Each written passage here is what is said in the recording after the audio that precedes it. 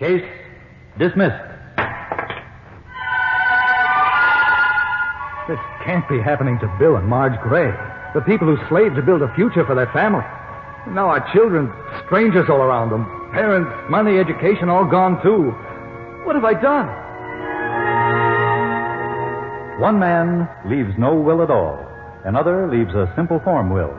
Both lead along the road to trouble, expense, and courtroom litigation. What can be done to ensure a case dismissed? WMAQ, in cooperation with the Chicago Bar Association, presents Case Dismissed. This is the story of your legal rights, how vital to preserve and protect them, how easily they may be lost. Today's story takes us to the outer drive in the evening rush. Have a big day in the loop, Marge? Wonderful, dear. I'll tell you all about it when we get home. Tell me about it now. I thought you didn't like to talk when the drive's crowded like this. I could drive this stretch blindfolded. You'd better knock on wood. Well, I found everything I needed, and I even had time to buy something for each of the children. A train, electric stove, fire engine. What a lucky bunch of kids. Yeah. I can remember when I was that age. If my mother went downtown, she brought home a sack of peppermints, or maybe a little 10-cent racing car or something like that. And that was all. They're all we have, Bill. I know. I'm just as bad as you are. Only sometimes I think we overdo it these days, trying to give them everything. Well, just remember, dear, if we weren't here, there'd be no one to give them anything. Sure. I realize that, Marge. Just you and me and the kids. That's why today was a good day for me, too. How do you mean, dear? I made my will. Oh, Bill. No, will. Last will and testament and all that sort of thing. You're kidding. No, I'm not, Marge. I've let it go long enough.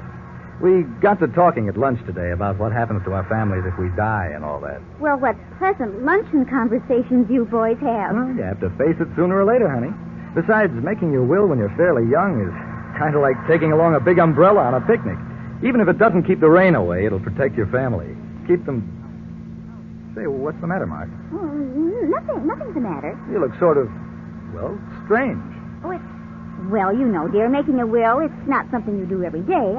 I'm just a little surprised. That's all, dear. I'd have told you about it, honey, except it just hit me today, and I said to myself, take care of it right now, Bill Gray, and you'll never have to worry about it again. Well, I'm glad you did, dear. Did the will cost very much? Very much. Oh, yeah. It was pretty steep, all right. Came to a total of 25 cents. Now I know you're teasing me. No, I'm not. That's all my will cost me, 2 bits. Now, Bill, what kind of a lawyer would make out your will for 25 cents? Who said a lawyer? Well, where else would you get a will? I got mine at a stationery store. Stationery store? Bill, maybe I should be driving, dear. No, I'm a strictly sober man, Mrs. Gray. Also an economical one. This noon, one of the boys happened to mention you can buy a simple, standard will form at almost any stationery store. So I did. But is it legal, dear? Perfectly legal. Sure, it doesn't have a lot of extra fancy language. It probably wouldn't serve if you had a whole gang of people you want to leave your money and property to. But it was good enough for me. I gather you've left your worldly goods to just one person. To the girl that I married and nobody else. Thank you very much. And I hope I never have to inherit it. Likewise, I'm sure. Oh, seriously, Marge, why should I go to the extra expense of having a lawyer draw up a will when all I want to do is protect you and the kids? This simple, standard will form leaves everything to you. Personal property, insurance, house, everything. So I see. So, with everything legally in your hands, naturally, I can assume Jeff and Jean and Gil will be adequately taken care of, too. I simply filled in the proper blanks, had 2 of our secretaries witness it, and then I took the will down to our box in the bank. Well, Bill, if you're convinced it's absolutely legal, I'm sure there's nothing to worry about. So let's forget the subject and talk about something pleasant, huh? Now, there's a woman for you. No appreciation of her brilliant and thrifty husband. Obviously, you deserve to be cut off without a cent. Come to think of it, the topic is pretty morbid. How about a little radio music? All right. I'll be glad to get home tonight. I will, too, dear. I hate leaving the children this long. At least it's good to know we have a dependable babysitter. Dependable? That's the understatement of the week. After the screening you gave her, Betty could join the FBI. If they hired women. Oh, don't they? Why, anybody knows they... Well... Bill, that car coming at us. Blowout. And I can't budge out of this lane. He's out of control. He's heading straight... Get down! Mark!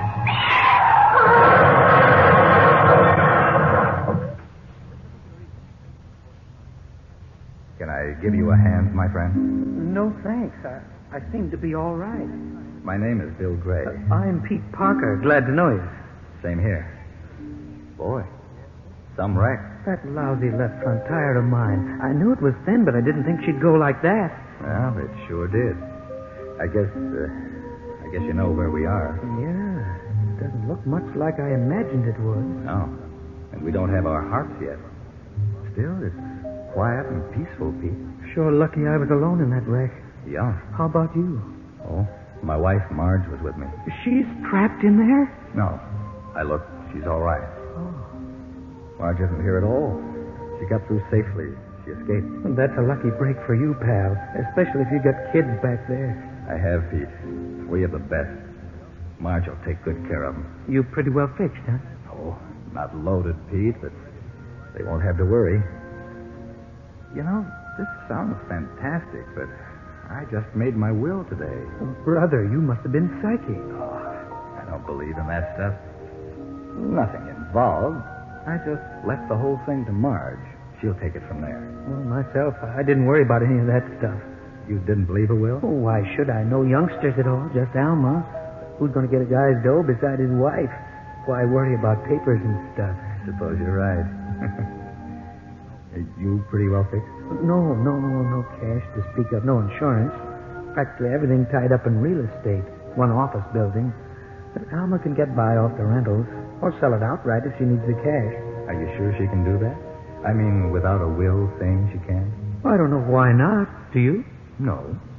Only there always seems to be some crazy law bobbing up and queering things if you don't have everything written down in black and white. Oh, you're the worrying kind. I can see that, dear. No, just cautious. Well, stop worrying me then. Tell you what. What? Why don't we go down there and have a look?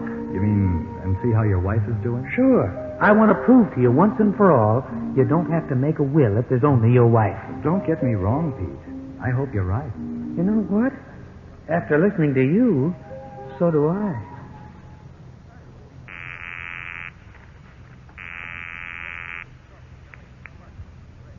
Hello? May I speak to Dr. Smith? Mrs. Alma Parker. Yes. Dr. Smith, this is Alma Parker. You told me to call back this afternoon for the final results. Did the X-rays show... They did? Oh. Well, somehow I knew it would be this way. And I'm not terribly worried about that. What concerns me is the cost of... Yes, I know that, but you said it should be done as soon as possible.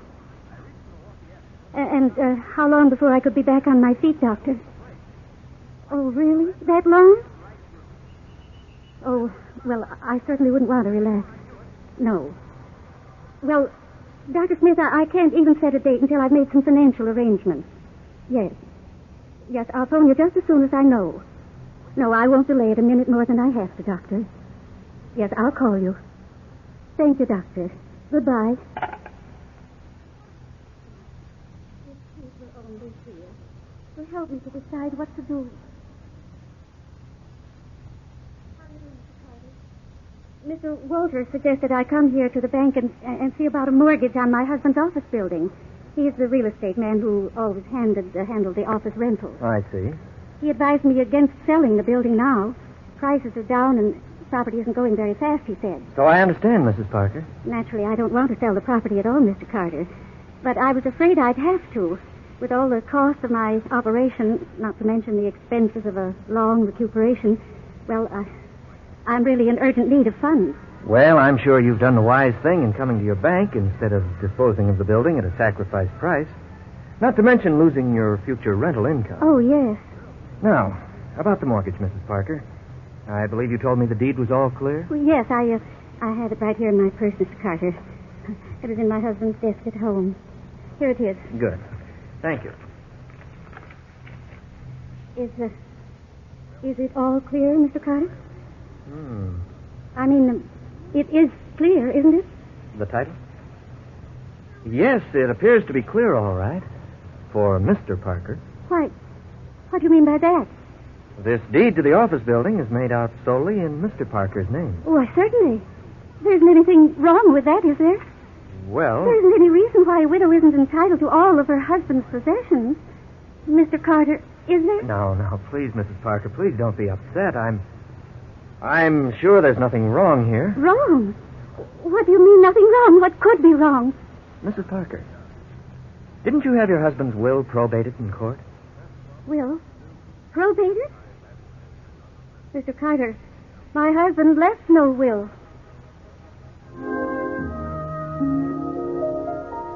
Holy smoke, Bill. You don't suppose I got my wife into trouble by leaving no will? I don't know, Pete, but I wouldn't take any bets on it. Oh, man, this is the last thing on earth I wanted to have happen. Well, you should have filled out a simple will form the way I did, Pete. Then your wife would be well taken care of. But cheer up, boy. Maybe Alma isn't in trouble after all. Oh, I sure hope not. Anyway, I see she's going to see a lawyer, and that's good. Let's find out what happens, Bill. Right with you, Pete. So you see, Mr. Dewey, I don't really know where I stand. Mr. Carter, the banker, seems very worried that I might not be able to mortgage my husband's property for quite some time. Well, Mrs. Parker, I don't like to raise false fears, but I believe your position may be even more serious than you suspect. More serious? Yes. Now, you're absolutely certain your husband made no will of any kind or description? Absolutely, Mr. Dewey. Oh, we've talked about it several times. Peter, that's my husband, he naturally assumed that it wasn't necessary to make a will, since he wanted everything to go to me. We have no children, no one else close to us, so it seemed the obvious thing to do. Obvious, perhaps, but not the wisest course, I'm sorry to say. But I don't understand, Mr. Dewey. What could be wiser than simply leaving everything to me? Well, it's not that, Mrs. Parker. The point is, by leaving no will, your husband may have accomplished just the opposite of what he intended. In short, he may have divided your inheritance with others. Divided? Oh, no, you must be wrong. Well, in your case, I wish I were wrong, Mrs. Parker. The Illinois law says otherwise. But divide? Who on earth must I divide with? Well, the law stipulates that if you make no will and leave a wife and no child, the wife would receive all your personal property. That means cash, savings, insurance, and so forth. But only 1/2 of your real estate, providing... Providing? Oh, Mrs. Parker, is your husband survived by a parent, a brother, a sister, nephew, or niece? Yes. He has a brother. Then, lacking a will to provide otherwise, your husband's office building belongs half to you and half to his brother. Oh, no, not Martin. Of all people, not his brother.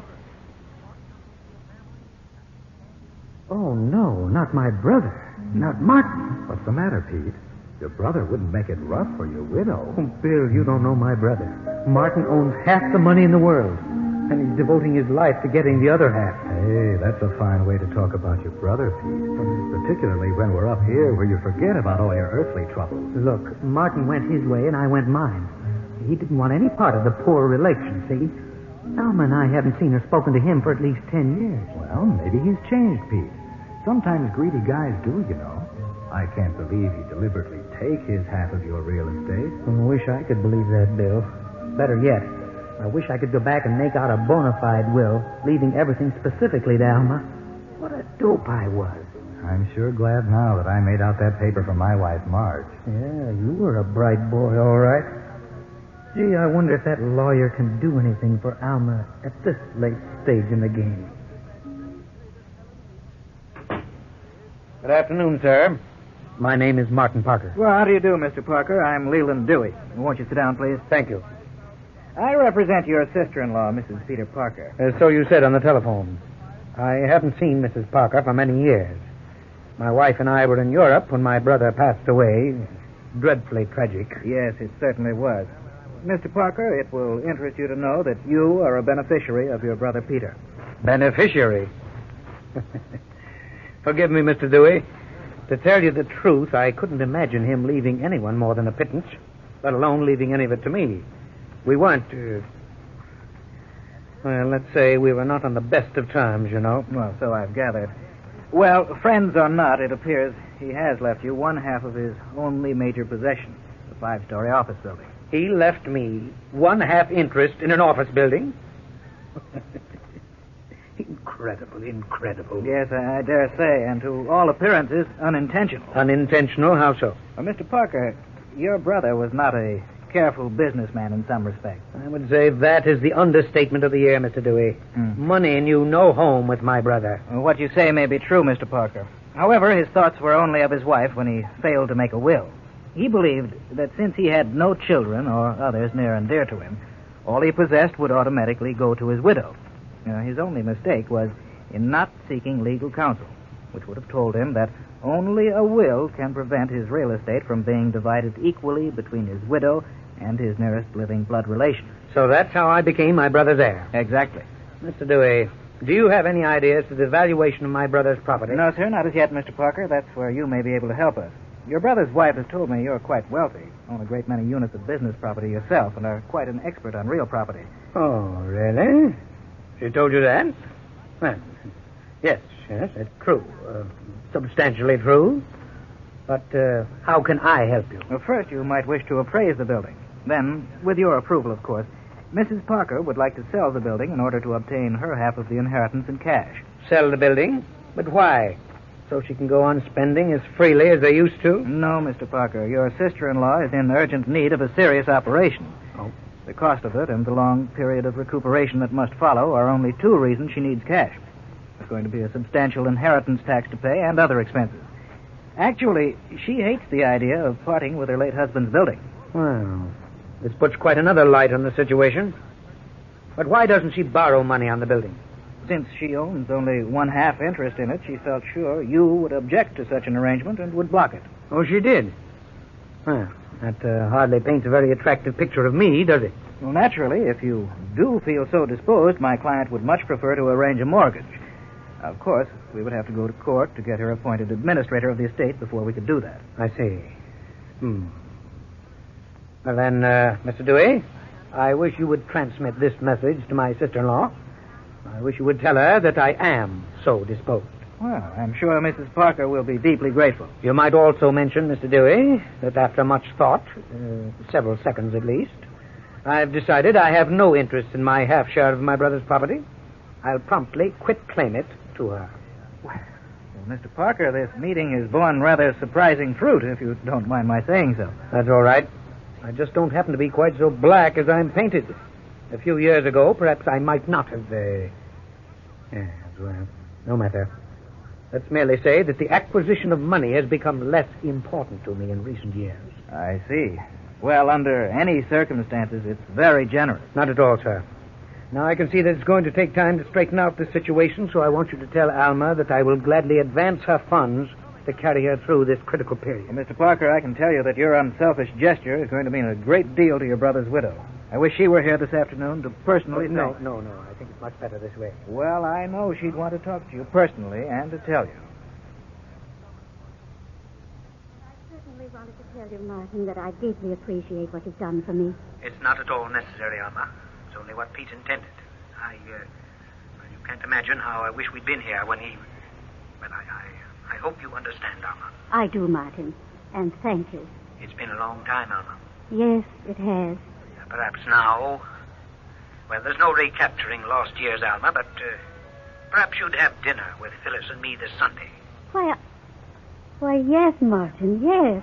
Nothing would please me more. Well, there's a happy ending I never imagined, Bill. Now that Alma's out of financial hot water, you can rest easy up here, Pete. Boy, I sure came close to ruining her life. I wonder if I'm the only guy up here in the cloud country who left his wife in a terrible mess by not making a will. Personally, I'd bet there are millions, Pete. In fact, only a timely luncheon conversation started me thinking about the subject. And you say you didn't even consult a lawyer? No, there was nothing to it, really. I just bought this simple little ready-made will form at the stationery store for 25 cents.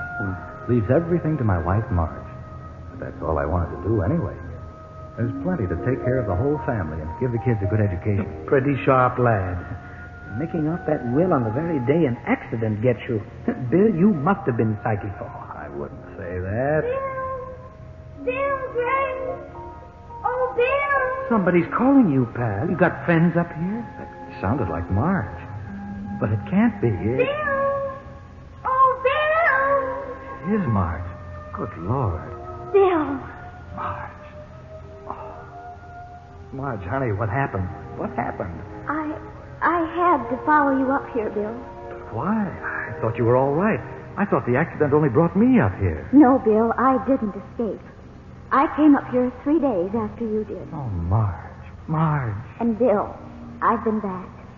I've been down there, and things are going all wrong. So wrong. The children. What's happening to Jeff and Jean and little Gil? Oh, Bill. Why do men always think they'll be the first to go, and that they'll go alone? That form will you made, it has no provisions for the children. I know, but I thought you... Marge, what's happening down there? What's happening to the children? I just can't bear it. Well, there's no guardian. You know we have no close relatives. But I'd have wanted Sam Collins, wouldn't you, honey? Yes, oh yes, Bill. But we can't appoint a guardian now. It's too late. I saw the court appointing a guardian. A man the children never even saw before, Bill. A stranger. Oh, no. You mean he'll take care of them? No, Bill. The children are being placed in a foster home. Foster home? Marge, that's impossible. It's true, Bill. They seem like very nice people, only...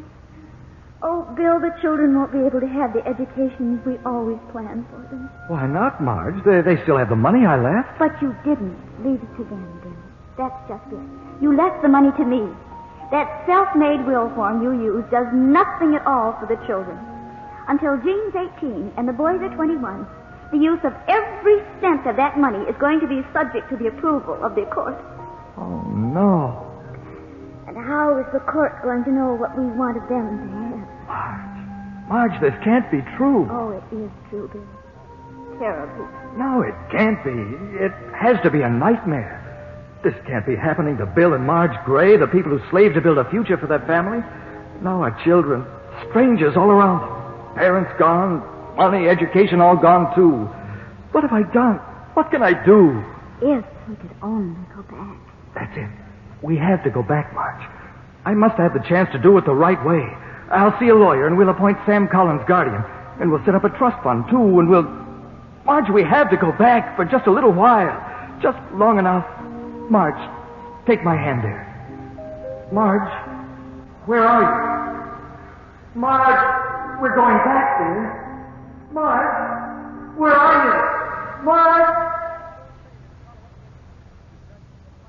Marge!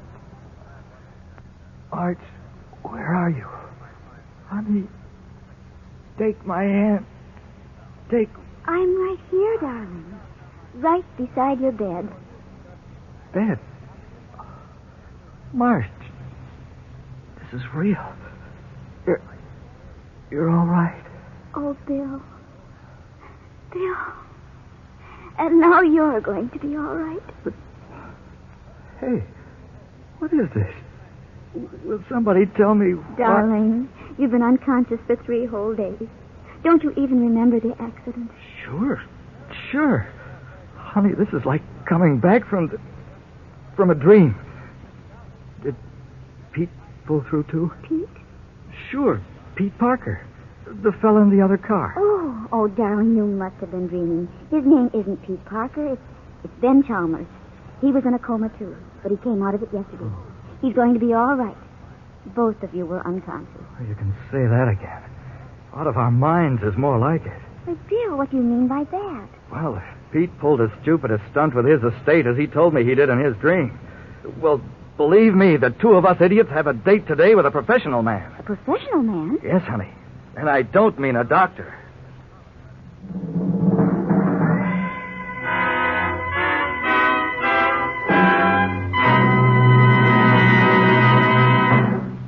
And here to summarize today's case dismissed is your counselor, Dean John C. Fitzgerald of the Loyola University Law School. Dean Fitzgerald. Today our little play was sheer fantasy, but the facts were very real.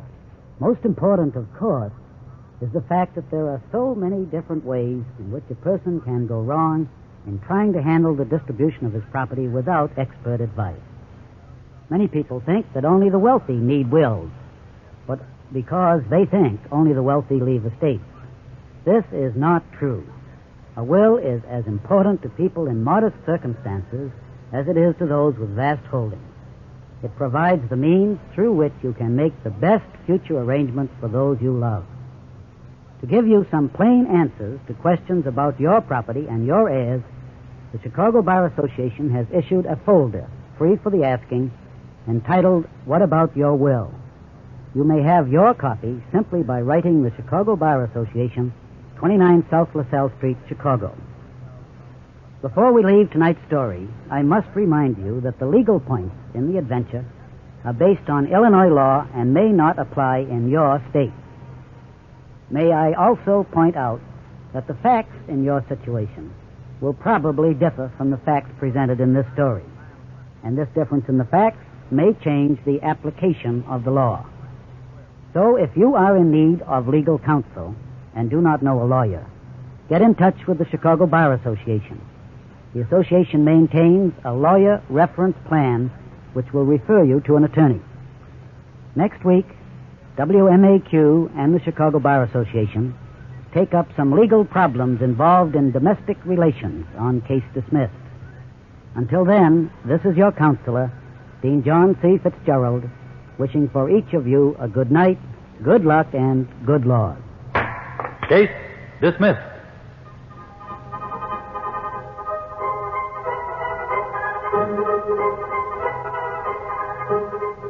Write to the Chicago Bar Association, 29 South LaSalle, Chicago 3, Illinois, for your free booklet, What About Your Will? Case Dismissed is written by Robert Carmen and is based on information supplied by the Chicago Bar Association and its lawyer members. All characters were fictitious.